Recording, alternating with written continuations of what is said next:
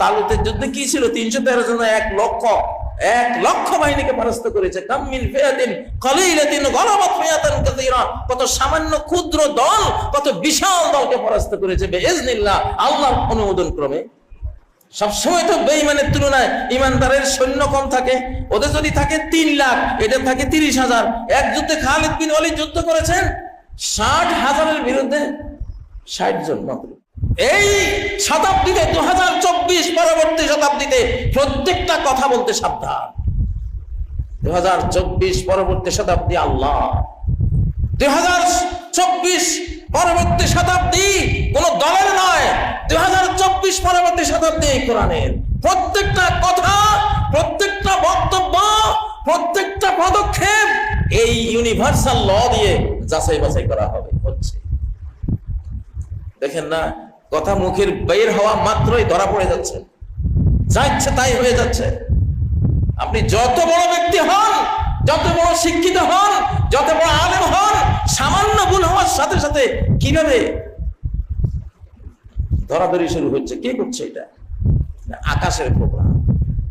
এই জন্য প্রত্যেকটা কথা যাচাই বাছাই করতে হবে যে আমার কি বলা উচিত।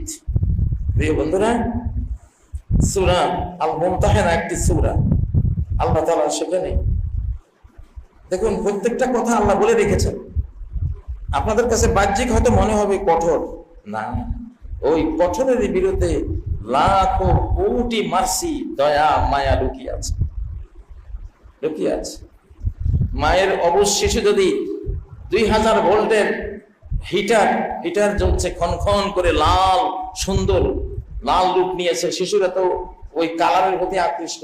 শিশু লাল দেখে ছাপ দিকে চাচ্ছে ওই তারটা নেবার জন্য। মায় তো বুঝতেছে বাবারে এইটা ধরার পরে আর তোরে আমি পাবো না পৃথিবীতে। মা ছটকা মেরে তারে 10 ফুট দূরে ছড়ি মারলেন চাপ দিয়ে বাঁচাবার জন্য। এটা কি নিষ্ঠুরতা না রহমত? এটাই তো রহমত নাকি? এটাই তো রহমত। যদি মায় বলতেন আচ্ছা বাবা ঠিক আছে, তোর কাছে ভালো লাগছে তো তুই এটা ধর, তাহলে অর্থটা কি হল? তাহলে এই মা তো নিষ্ঠুর। এই খুনের জন্য সে দায়ী হবে আদালতে, যে তুমি খুন করেছো, এই খুনের জন্য তুমি দায়ী। তোমার এই উৎসাহ না পেলে এই শিশুটা এই সর্বনাশা কাজটা করতো না, সে একটা ফেরত আসতো। তুমি কেন তারে উদ্ধার করলে না? কেন তারে বাঁচালে না? কেন নবীজির ব্যাপারে আল্লাহ তাআলা বলছেন না আল্লাকা বাকিউন নাফসাকা আল্লা ইয়াকুনু মুমিনিন।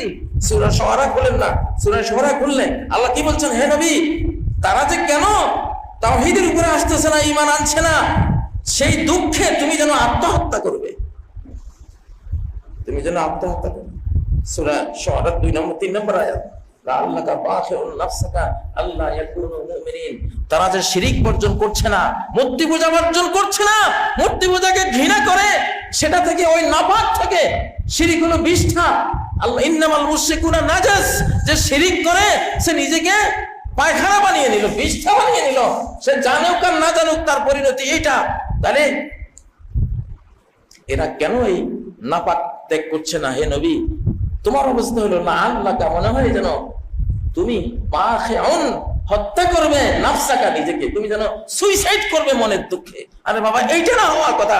আরে কেন তুমি পূজা করে নিজের সময়, নিজের জীবন, টাকা পয়সা একটা শয়তান ইবলিসের ফাঁদে পড়ে তুমি আজকে জাহান্নামে যাচ্ছ। আমার মানব বন্ধু, কুনতুম খায়রা উম্মাতিন উখরিজাত লিন-নাস, সূরা আলে ইমরানের 110 নম্বর আয়াতে কি বলেছেন? তোমরা সেরা জাতি এইজন্যই যে তোমরা মানুষকে উদ্ধার করার কাজটা করো। যেখানে যারে তোমরা ক্ষতির মধ্যে পড়ে থাকতে দেখো, তাকে বাঁচাবার চেষ্টা করো। আবু হুরায়রা এর তাফসীরে বলেন, নবীজি বলেছেন কুনতুম খায়রান নাস লিন-নাস তাতুনা বিহিম বিস-সালাসিল ওয়াল আগলাল ফাতুদখিলুহুমুল জান্নাহ। কত উত্তম জাতি তোমরা, হ্যাঁ, যুদ্ধ করে যারা শিরিক করে ওদেরকে ধরে নিয়ে আসো, ধরে নিয়ে এসে জান্নাতে পাঠাই দিচ্ছ। ধরে নিয়ে এসে কি করতেছো? হ্যাঁ, তোমাদের পাশে থাকলে তো মুমিনের শক্তি দেখলে ওরা শক্তির ভক্ত, শক্তির ভক্ত। ওরা ঈমান আনার একটা বুঝ পায় যে না, তার এই শক্তিতে বোঝা যায় তার এই ধর্ম সত্য না হলে এত ক্ষমতা আসলো করতে। তার তো বাহ্যিক কিছুই নেই, আমার তুলনায় তো তার সেই অস্ত্রও নাই, সেই সৈন্য বলও নাই, ধন বলও নাই। সবসময় কাফেরের তুলনায় মুমিনদের অস্ত্র কম থাকে। বদরের যুদ্ধে কি ছিল? তালুতের যুদ্ধে কি ছিল? 313 জন, 1,00,000 বাহিনীকে পরাস্ত করেছে। কাম মিন ফিয়াতিন কালিলাতিন গালাবাত ফিয়াতান কাসীরা, কত সামান্য ক্ষুদ্র দল কত বিশাল দলকে পরাস্ত করেছে বিইজনিল্লাহ, আল্লাহর অনুমোদন ক্রমে। সবসময় তো বেঈমানের তুলনায় ইমানদারের সৈন্য কম থাকে। ওদের যদি থাকে 3 লাখ, এদের থাকে 30,000। এক যুদ্ধে খালিদ বিন ওয়ালিদ যুদ্ধ করেছেন 60,000-এর বিরুদ্ধে 60 জন মাত্র। এই 60 জন যখন বিজয়ী হয়, তখন কোন বেঈমানের মুশরিকের যে ঈমান নাই তার কি বুঝতে বাকি থাকে যে এই শক্তি তো এদের অস্ত্রের না, এই শক্তি তো এদের গায়ের না? তাহলে কোন অদৃশ্য শক্তি এখানে ভর করেছিল?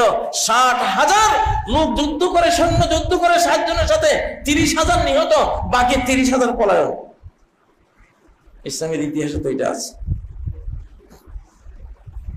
এই জন্য আল্লাহ তাআলা তো ক্লিয়ার আমাদেরকে বুঝিয়েছেন, লাআল্লাকা বাখিউন নাফসাকা আল্লা ইয়াকুনু মুমিনিন। একজনকে শিরিকে দেখলে আমার মন কাঁদতে হবে, আমার মনে বেদনা আসতে হবে, আমি মনে করবো সে তো আগুনে পড়ে গেল, এই মহাবিশ্বের মালিকের সাথে শরীক করে ফেলছে। উনি তো ইন্নাল্লাহা লা ইয়াগফিরু আন ইউশরাকা বিহি, তার সাথে কেউ পূজা করুক সৃষ্টিকে, এটা তিনি ক্ষমা করেন না। ক্ষমা না চাইলে ক্ষমা নাই, তওবা করে ফেরত না আসলে ক্ষমা নাই। এই শিরিক না করার ফজিলত কত বড়! বুখারী কিতাবুল হাসরের মধ্যে রয়েছে, কিয়ামতের ময়দানে যখন বিচার শেষে জাহান্নামে পড়ে যাবে, তখন চিরস্থায়ী জাহান্নামীরা এক ধরনের লোক, কোটি কোটি লোক তখন জাহান্নামে থাকবে, যারা জীবনে একবার লা ইলাহা ইল্লাল্লাহ বলেছিল, আল্লাহ ছাড়া কোনো বন্ধু নাই, একবার বলছিল, আর কোনো নামাজও পড়ে নাই, রোজাও পাওয়া যায় না, মুহাম্মদুর রাসূলুল্লাহকে তারা পরিচয় পায় নাই, কোনো নবীরও পরিচয় পায় নাই, শুধু আল্লাহর একটু পরিচয় পাইছে।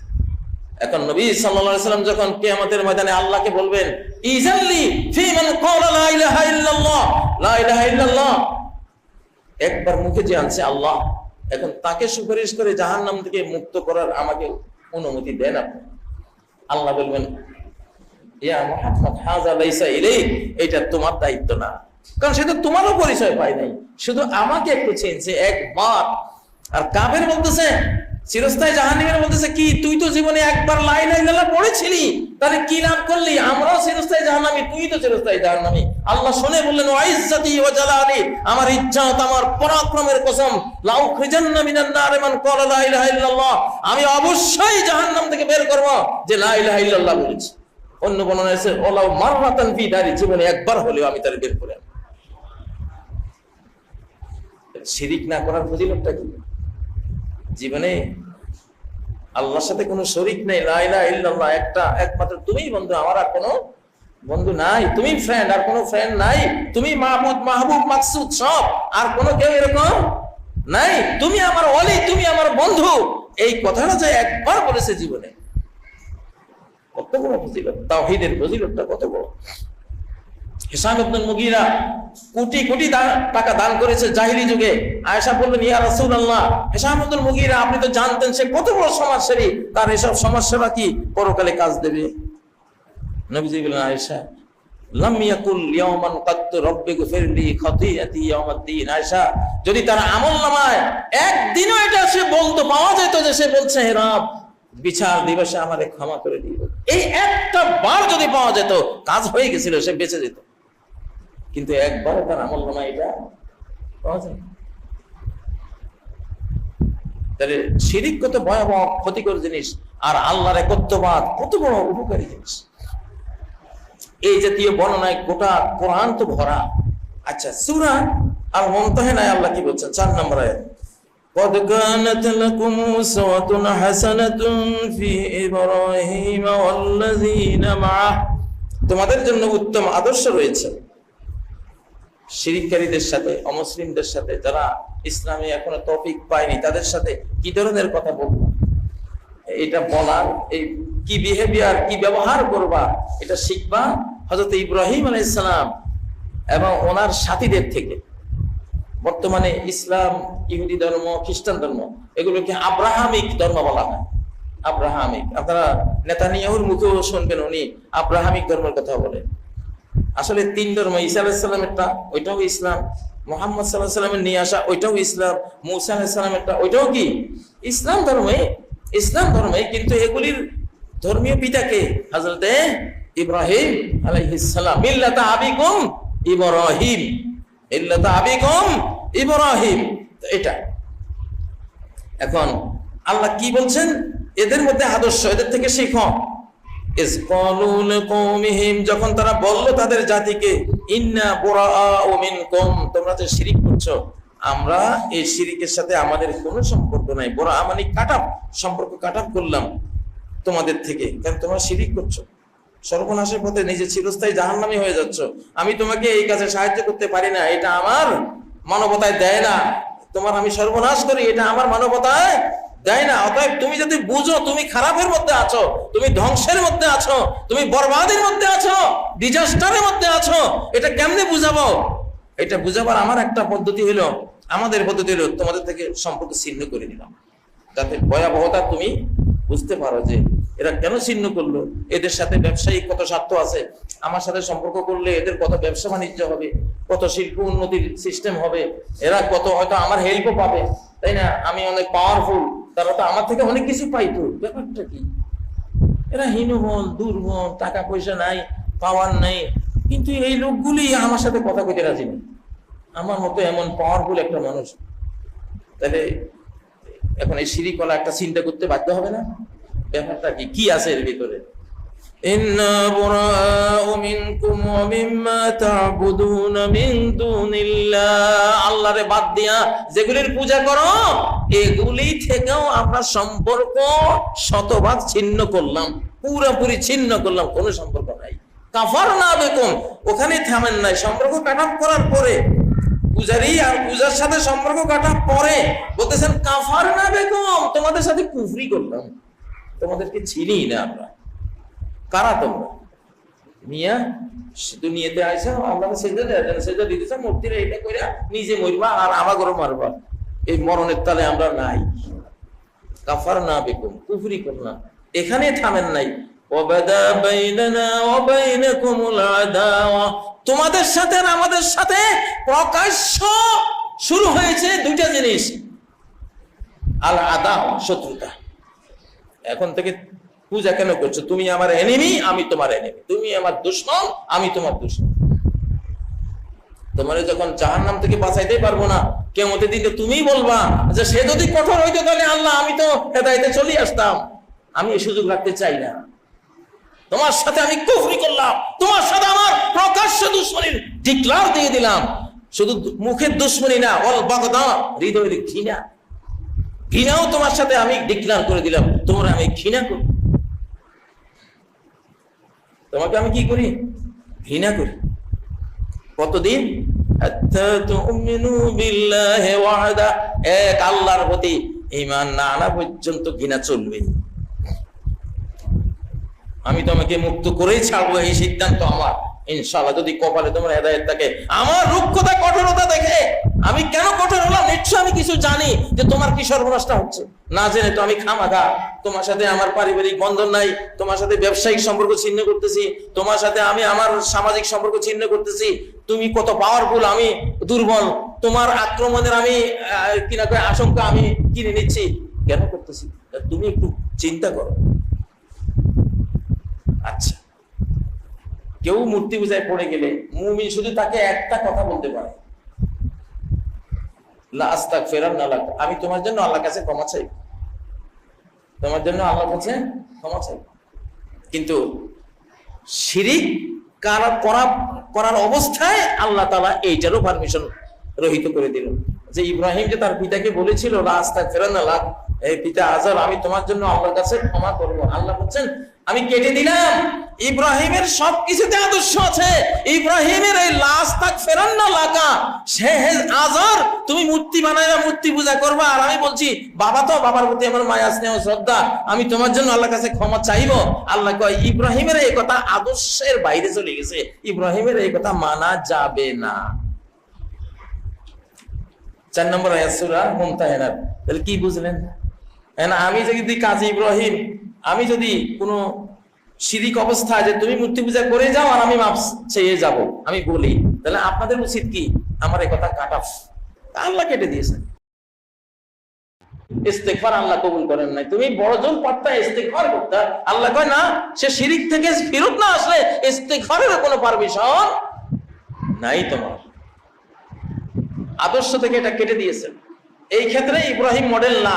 সে যে মুশরিক পিতার জন্য ক্ষমা চেয়েছেন, ক্ষমাটুকু চাওয়ার অধিকার নাই আল্লাহ।